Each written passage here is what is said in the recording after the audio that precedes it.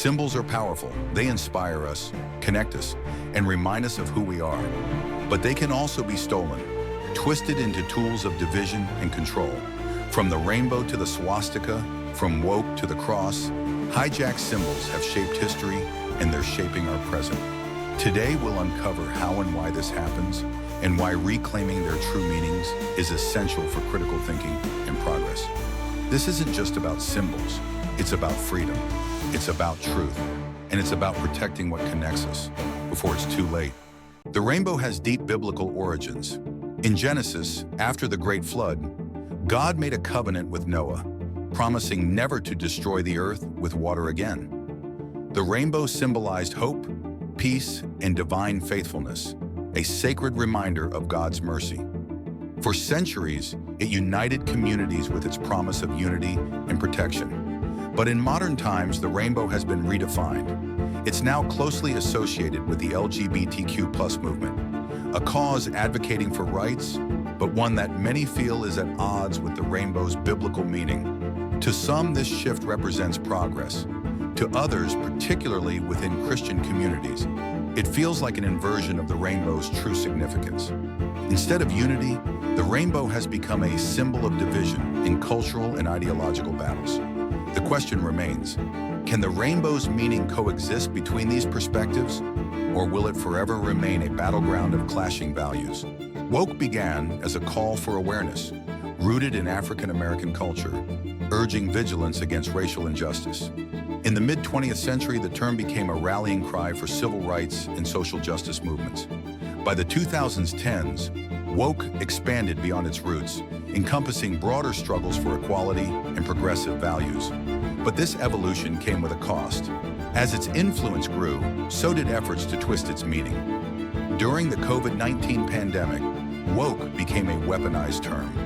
Governments, media, and political groups used it to discredit dissent and stifle conversations about freedom, labeling critics as irrational or extreme.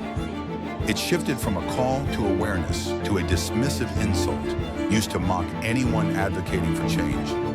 This transformation wasn't accidental. By distorting woke, its original power, encouraging critical thinking and questioning systemic oppression, was neutralized. It became a tool to divide rather than unite. Reclaiming woke means returning to its essence: awareness, awakening, and action in the face of injustice. It's about refusing to let a term meant for progress become a weapon of manipulation.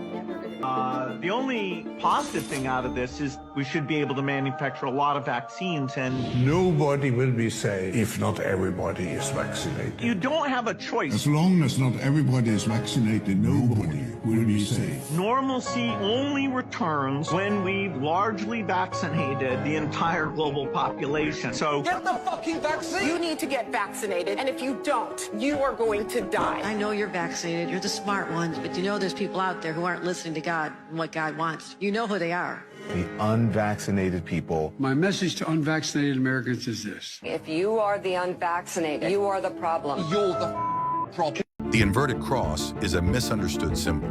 Historically, it represented humility and sacrifice. According to tradition, St. Peter requested to be crucified upside down, feeling unworthy to die in the same way as Christ. For centuries, it stood as a testament to faith and devotion. But in modern times, its meaning has been distorted. Satanic groups and pop culture adopted the inverted cross, flipping its message of humility into one of rebellion and defiance.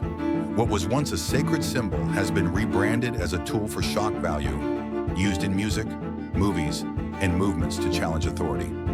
Yet beneath its modern interpretation, its true meaning remains, a reminder of humility and the strength of belief. Can we reclaim this symbol, or will it remain overshadowed by the narratives imposed upon it? The pentagram's origins are ancient. Its 5 points represent earth, air, fire, water, and spirit, a symbol of harmony and balance revered in cultures from Babylon to Greece to early Christianity. But fear and propaganda have turned the pentagram into a symbol of evil. Media linked it to Satanism, distorting its meaning and bearing its positive origins under layers of fear. By reclaiming the pentagram, we confront the biases and misunderstandings that turned it into a symbol of fear. Its true essence, a representation of unity and protection, can still inspire if we're willing to look beyond the misconceptions. The swastika, a sacred emblem of peace and good fortune in Eastern cultures, forever marred by its adoption by the Nazis. The Gadsden flag, once a revolutionary call for liberty, now a divisive political symbol. The peace symbol, the Celtic cross, even the OK hand gesture, all hijacked, all repurposed, all misunderstood. When symbols are stolen, it's not just their meaning that's lost. It's our ability to critically engage with them. Reclaiming these symbols means restoring their power to unite rather than divide. Symbols are more than images. They're reflections of our values, beliefs, and connections. When they're hijacked, it's not just their meaning that's stolen, it's our ability to think critically and engage with the world around us. Reclaiming symbols is about more than their image. It's about restoring their essence and rejecting narratives that seek to divide us. It's about choosing unity, understanding, and progress. The battle for truth isn't just fought with words. It's fought in how we perceive and use the symbols that shape our culture. Together, we can redefine these symbols and reclaim the values they represent. The choice is ours. Thank you for watching. Stay awake, stay aware, and never stop questioning.